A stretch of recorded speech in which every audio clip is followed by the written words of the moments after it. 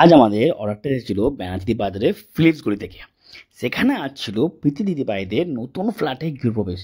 সেই উপলক্ষে দিদিভাই আমাদের তাদের বাড়ির অনুষ্ঠানে খাবার দায়িত্বটা খুব ভালোবেসে দিয়েছিল। হ্যালো এভরিওয়ান, আমি বিশ্বজিৎ। আমি দুর্গাপুরের হোস্টেল এভিনিউতে ক্রাউন নামে খুব সুন্দর একটা ক্যাফে আর একটা ইভেন্ট রান করি। আজকে যেহেতু পুজো অনুষ্ঠানের কাজ ছিল, সেহেতু আমরা সব খাবারগুলোই সম্পূর্ণ নিরামিষভাবে তৈরি করেছিলাম। আজ আমাদের কাছে প্রায় 50 জনের জন্য খাবার অর্ডার ছিল।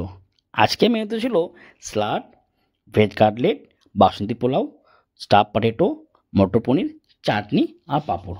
মিষ্টিটা কিন্তু দিদিভাইরা নিজেরাই আমাদের এনে দিয়েছিলেন। আজ একটা মজার ঘটনা ঘটে, সেটা হচ্ছে দিদিভাইদের বাড়িতে আসা কিছু অতিথিরা দুপুরবেলায় নাকি পোলাও থেকে ভাতেই তারা স্বচ্ছন্দ বোধ করেন।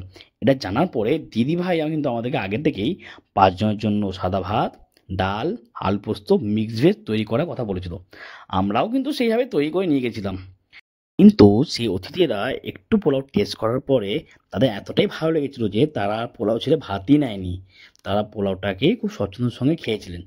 যাই হোক, দিদিভাইদের বাড়িতে আসা প্রতিটি গেস্টই আমাদের প্রতিটা খাবারকেই খুবই ভালো বলেছেন এবং খুবই প্রশংসা করেছেন।